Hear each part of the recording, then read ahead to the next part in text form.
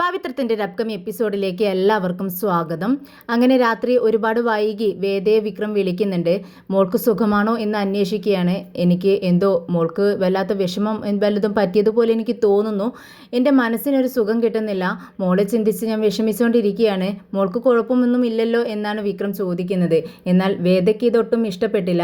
വേദ ആ സമയത്ത് വിക്രം വിളിച്ചതുകൊണ്ട് തന്നെ വിക്രമിനോട് ദേഷ്യപ്പെടുന്നുണ്ട്. എന്തിനാണ് നീ ഈ സമയത്ത് വിളിച്ചത്? നിൻ്റെ സ്വഭാവം എനിക്ക് അറിയാവുന്നതാണല്ലോ.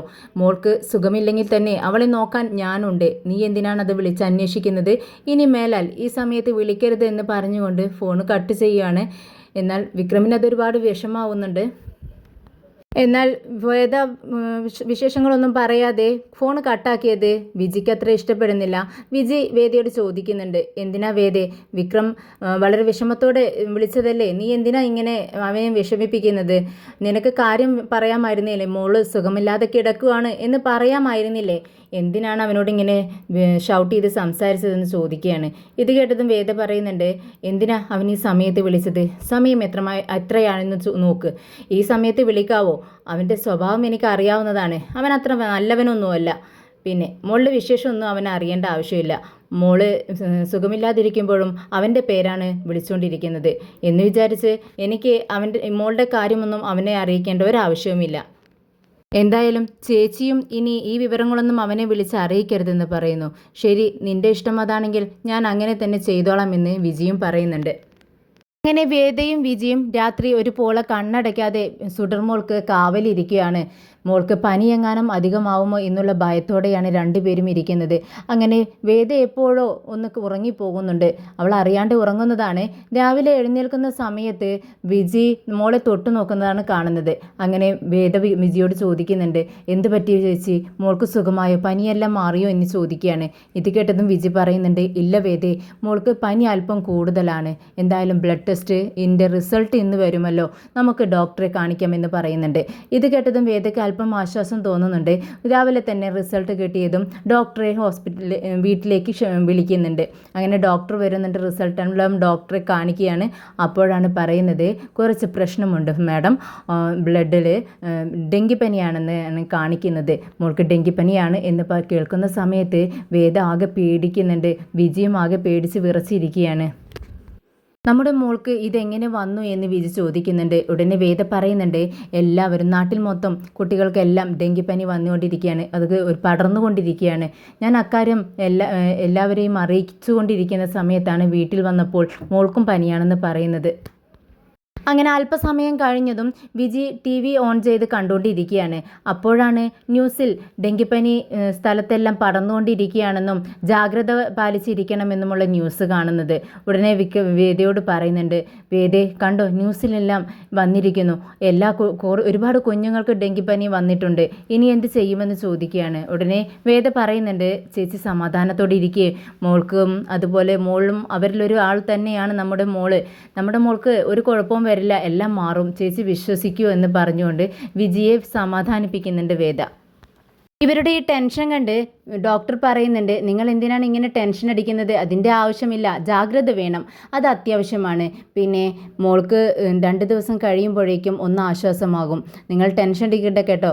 പിന്നെ മോൾ എപ്പോഴും സിംബ എന്നിങ്ങനെ വിളിച്ചുകൊണ്ടിരിക്കുന്നു. ആരാണ് സിംബ എന്ന് ഡോക്ടർ ചോദിക്കുകയാണ്. ഇത് കേട്ട് വേദ ഒന്നും മിണ്ടുന്നില്ല. പെട്ടെന്ന് വിജി പറയുന്നുണ്ട്, അത് ഡോക്ടർ, ഞങ്ങളുടെ ഒരു ഫാമിലി ഫ്രണ്ടാണ്. ഇത് കേട്ടത് ഡോക്ടർ പറയുന്നുണ്ട്, ഓഹോ അങ്ങനെയാണോ? മോൾ എപ്പോഴും സിംബ എന്നിങ്ങനെ വിളിച്ചുകൊണ്ടിരിക്കുന്നുണ്ട്. അങ്ങനെയാണെങ്കിൽ ആ ഫ്രണ്ടിനോട് മോളുടെ അടുത്ത് വന്ന് കുറച്ചു നേരം ഇരിക്കാൻ പറയണം. ഇത് കേട്ടതും വേദ പറയുന്നുണ്ട്, അതിൻ്റെ ആവശ്യമില്ല, ഞങ്ങൾ മോളെ നോക്കിക്കൊള്ളാം, നന്നായി നോക്കിക്കൊള്ളാം എന്ന് പറയുന്നുണ്ട്. അപ്പോഴാണ് ഡോക്ടർ പറയുന്നത്, അതിൻ്റെ ആവശ്യമില്ല, നിങ്ങൾ നോക്കുന്നുണ്ട് മോളെ, ഇല്ലെന്ന് പറയുന്നില്ല, പക്ഷേ അതിനേക്കാളും അപ്പുറമാണല്ലോ നിങ്ങളുടെ സേവനമുണ്ടെങ്കിലും മോള് വിളിച്ചുകൊണ്ടിരിക്കുന്നത് സിംബ എന്നാണ്.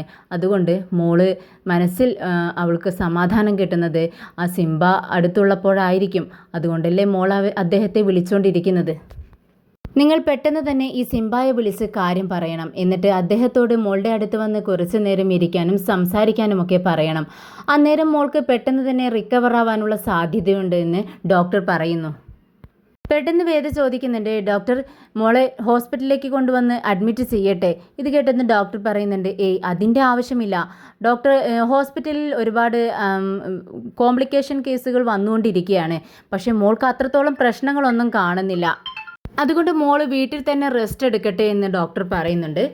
ഉടനെ വിജി ചോദിക്കുന്നുണ്ട്, സാർ ഞങ്ങൾ പ്രൈവറ്റ് ഹോസ്പിറ്റലിൽ എവിടെയെങ്കിലും അഡ്മിറ്റ് ആക്കണോ എന്ന് ചോദിക്കുന്നു. അതിൻ്റെ ഒന്നും ആവശ്യമില്ല. ഉണ്ടെങ്കിൽ ഞാൻ പറയുമായിരുന്നല്ലോ.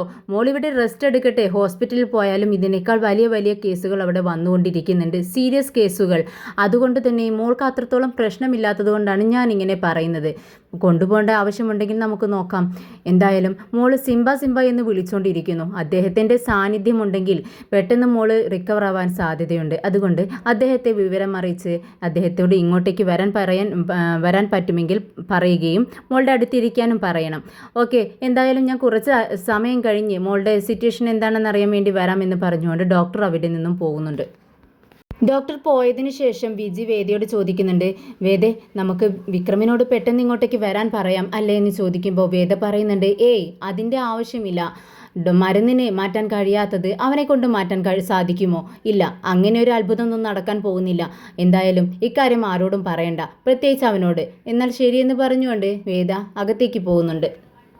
ഇത് കേട്ട് വിജി വല്ലാതെ വിഷമിച്ച് നിൽക്കുന്നുണ്ട്. നേരം വെളുത്തതും വിക്രമും ഫ്രണ്ട്സും എല്ലാം ഇങ്ങനെ ഹാളിലിരിക്കുന്നുണ്ട്. വിക്രം എന്തോ ചിന്തിച്ചുകൊണ്ടിരിക്കുകയാണ്. എന്നാൽ വിക്രമിൻ്റെ ഫ്രണ്ട്സൊക്കെ ഓരോരോ ചർച്ചകളിലാണ്. അവർ ഹോസ്പിറ്റലിലും അവിടെ കുട്ടികളും വലിയവരും മുതിർന്നവരുമെല്ലാം ഡെങ്കിപ്പനി ബാധിച്ച് ട്രീറ്റ്മെൻറ്റ് ചെയ്തുകൊണ്ടിരിക്കുകയാണ്.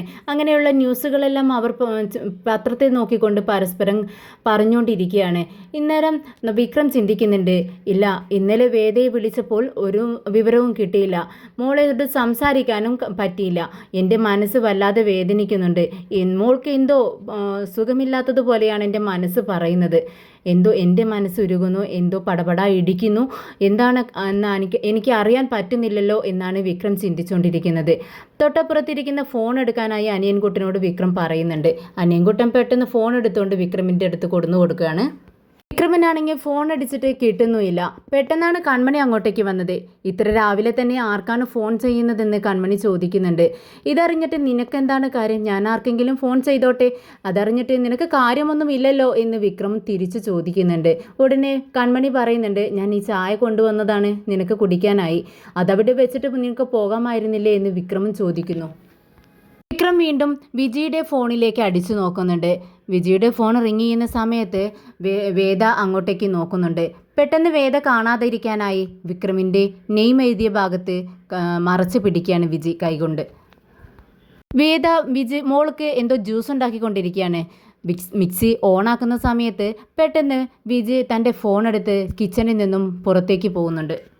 വിക്രമിൻ്റെ മുഖത്തുള്ള ഈ ടെൻഷനൊക്കെ കണ്ട് രാജേട്ടൻ ചോദിക്കുന്നുണ്ട്, എന്ത് പറ്റി വിക്രം? നിനക്ക് രാവിലെ മുതൽ നീ വല്ലാതെ ടെൻഷനിലാണല്ലോ, നിൻ്റെ മുഖമൊക്കെ മാറിയിരിക്കുന്നു.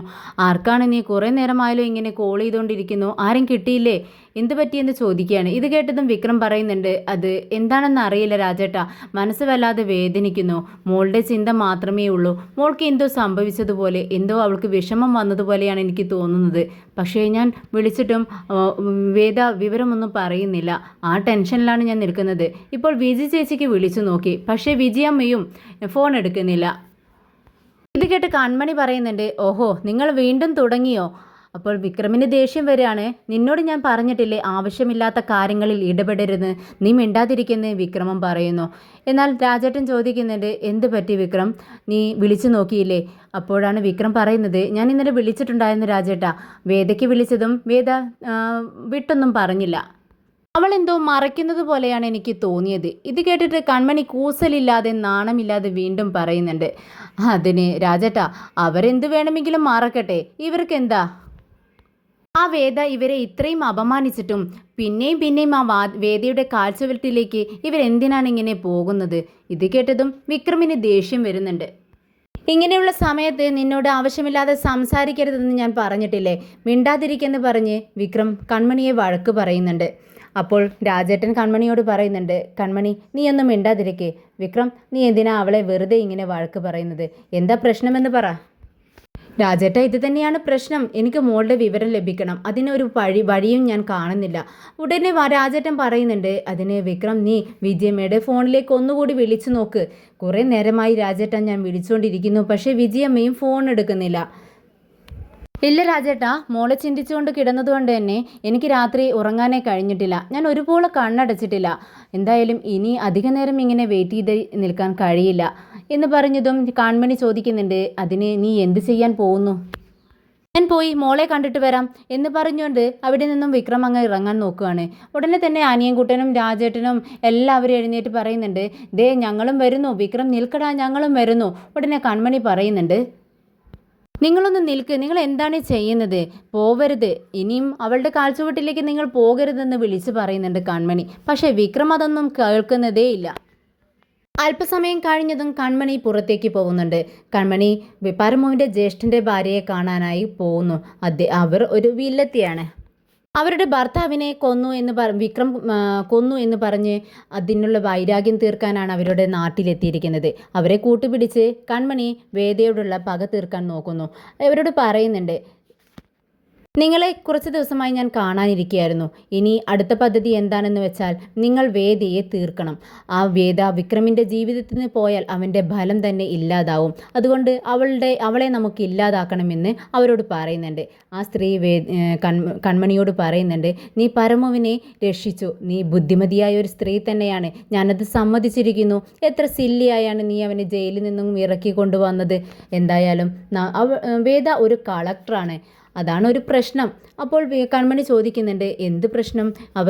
നിങ്ങൾക്ക് അവളെ തീർക്കാൻ പറ്റില്ലേ എന്ന് ചോദിക്കുന്നു. ഉടനെ അവർ കൂസലില്ലാതെ പറയുന്നുണ്ട്, പറ്റും, എന്തായാലും പറ്റും. ഉടനെ കൺമണി പറയുന്നുണ്ട്, നിങ്ങൾക്ക് ശേഖരിക്കാൻ പറ്റുന്നിടത്തോളം ആയുധങ്ങൾ ശേഖരിച്ച് വെക്കണം. ആവശ്യം വരും.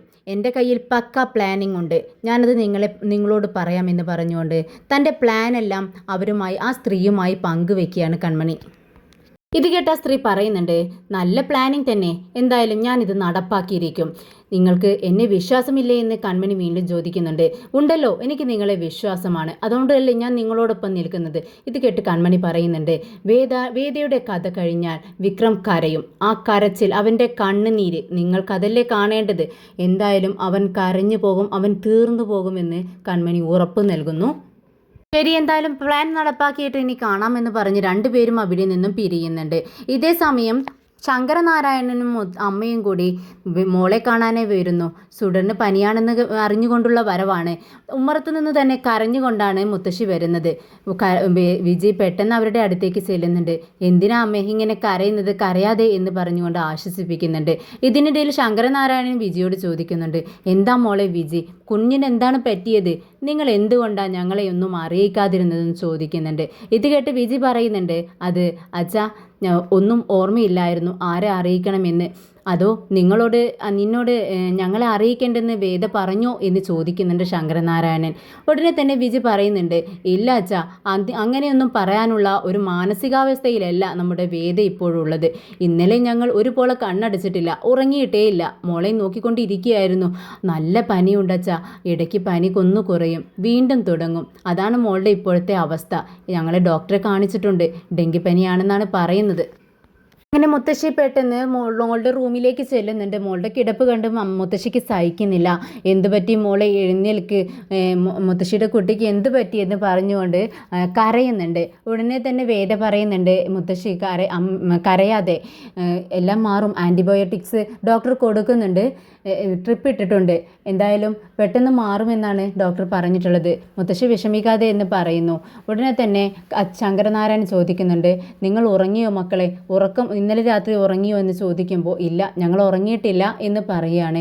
ഉടനെ തന്നെ മുത്തശ്ശി പറയുന്നുണ്ട്, ശരി, എന്നാൽ നിങ്ങൾ പോയി ഉറങ്ങിക്കോ, ഞങ്ങളിവിടെ ഉണ്ടല്ലോ, ഞങ്ങൾ നിങ്ങൾക്ക് ഹെൽപ്പ് ചെയ്യാനായിട്ടാണ് വന്നത് എന്ന് പറയുമ്പോൾ വേദ പറയുന്നുണ്ട്, ഇല്ല, ഞാൻ ഉറങ്ങുന്നില്ല, മോൾക്ക് സമാധാനമാവാതെ എനിക്ക് ഉറക്കം വരില്ലമ്മേ എന്ന് പറയുകയാണ്. ഉടനെ തന്നെ വിജയ് പറയുന്നുണ്ട്, മുത്തശ്ശി വേദ ഒന്നും തന്നെ കഴിച്ചിട്ടില്ല. ഒരു ദോശയെങ്കിലും കഴിക്കാൻ വേണ്ടി മുത്തശ്ശി ഒന്ന് പറ. ഇത് കേട്ടതും മുത്തശ്ശിക്ക് വിഷമാവുകയാണ്. എന്താ മക്കളെ നിങ്ങൾ ഈ കാണിക്കുന്നത്? നിങ്ങൾ രണ്ടുപേരും ഒന്നും കഴിച്ചില്ലേ? മോൾക്ക് സുഖമില്ല എന്ന് പറഞ്ഞ് നിങ്ങൾ ഭക്ഷണം കഴിക്കാണ്ടിരിക്കുന്ന സമയത്ത് മുകളിൽ സുഖമായി വരുമ്പോൾ നിങ്ങൾക്ക് ക്ഷീണമായാൽ മോളെ എങ്ങനെ ശുശ്രൂഷിക്കുമെന്ന് മുത്തശ്ശി ചോദിക്കുന്നുണ്ട്. ശരി, എന്തായാലും നിങ്ങളിവിടെ ഇരിക്കുക, ഞാൻ എന്തെങ്കിലുമൊക്കെ എടുത്തിട്ട് വരാം എന്ന് പറഞ്ഞ് മുത്തശ്ശി കിച്ചണിലേക്ക് പോകുന്നുണ്ട്. അങ്ങനെ മുത്തശ്ശി ദോശ കൊണ്ടുവന്ന് വേദയുടെ വായിൽ വെച്ച് കൊടുക്കുകയാണ്. എന്നാൽ വേദ വേണ്ട എന്ന് പറഞ്ഞ് നിരസിക്കുന്നുണ്ട്. ഉടനെ മുത്തശ്ശി പറയുന്നുണ്ട്, മോളെ ഞാനല്ലേ തരുന്നത്, അവളുടെ അസുഖമെല്ലാം മാറും, നീ സമാധാനിച്ച് ഈ ഭക്ഷണമെല്ലാം കഴിക്കുക എന്ന് പറഞ്ഞുകൊണ്ട് നിർബന്ധിച്ച് വേദയെ കഴിപ്പിക്കുകയാണ്. എന്നാൽ കഴിച്ചുകൊണ്ടിരിക്കുന്ന സമയത്ത് വേദ പറയുന്നുണ്ട്, മുത്തശ്ശി മോളുടെ അസുഖമെല്ലാം പെട്ടെന്ന് മാറുമായിരിക്കുമല്ലേ? അവളില്ലെങ്കിൽ ഞാനില്ല മുത്തശ്ശി, എൻ്റെ ജീവിതം തന്നെ അവളാണ്, എൻ്റെ ലോകം അവളാണെന്ന് പറയുന്നു. ഇത് കേട്ടതും മുത്തശ്ശി അവളെ സമാധാനിപ്പിക്കും. മോളെ നീ വിഷമിക്കാതെ, എനിക്ക് എല്ലാം അറിയാം, നിന്റെ വിഷമം എനിക്കറിയാം, എനിക്ക് തന്നെ വല്ലാണ്ട് വിഷമം വന്നിരിക്കുന്നു, പിന്നെ അവളുടെ അമ്മയായ നിനക്ക് വിഷമമുണ്ടായിരിക്കുമല്ലോ, എന്തായാലും പെട്ടെന്ന് തന്നെ അസുഖം മാറുമെന്ന് പറഞ്ഞ് വേദിയെ സമാധാനിപ്പിക്കുന്നുണ്ട്.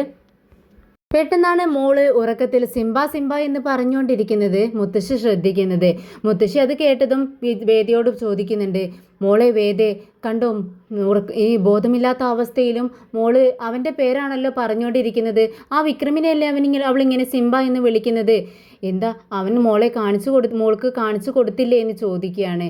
ഇത് കേട്ടതും വിജി പറയുന്നുണ്ട്, അമ്മേ മുത്തശ്ശി ഇത് വേദ അതിന് സമ്മതിക്കുന്നില്ല, ഡോക്ടർ വന്നിട്ടുണ്ടായിരുന്നു, മോളിങ്ങനെ സിംബ സിംബ എന്ന് വിളിക്കുന്നത് കേട്ട് ഡോക്ടറും പറഞ്ഞു അവൻ വന്ന് മോളുടെ അടുത്തിരിക്കുന്നത് നല്ലതാണെന്ന്, മോളുടെ അസുഖം കുറയാനും അത് നല്ലതാണെന്നാണ് പറഞ്ഞത്, പക്ഷേ നമ്മുടെ വേദ സമ്മതിക്കുന്നില്ലെന്ന് പറയുന്നു. ഇത് കേട്ടതും ശങ്കരനാരായണനും പറയുന്നുണ്ട്, മോളെ അങ്ങനെ ഡോക്ടർ പറഞ്ഞെങ്കിൽ അങ്ങനെ ചെയ്യുന്നതല്ലേ നല്ലത്, മോളുടെ അസുഖം അവൻ മുഖേന മാറുമെങ്കിൽ, അവൻ്റെ സാന്നിധ്യം കൊണ്ട് മാറുമെങ്കിൽ അതല്ലേ നല്ലതെന്ന് ചോദിക്കുമ്പോൾ വേദയ്ക്ക് ദേഷ്യം വരുന്നുണ്ട്. വേദ പറയുന്നുണ്ട്, ആരും തന്നെ ഇക്കാര്യം അവനെ അറിയിക്കേണ്ട ആവശ്യമില്ല, അവന് കാരണം എൻ്റെ മകളുടെ അസുഖമൊന്നും കുറയില്ല, മെഡിസിൻ കാരണം കൊടുത്താൽ മാത്രമേ മോളുടെ അസുഖം മാറൂ, നിങ്ങളൊക്കെ എന്ത് പൊട്ടത്തരമാണ് ഈ പറയുന്നത്, ഇനി അവനെ ഈ വീട്ടിലേക്ക് കാല് കുത്തരുത്, അതെൻ്റെ വാശിയാണെന്ന് പറഞ്ഞ് വാശി പിടിച്ചിരിക്കുകയാണ് വേദ.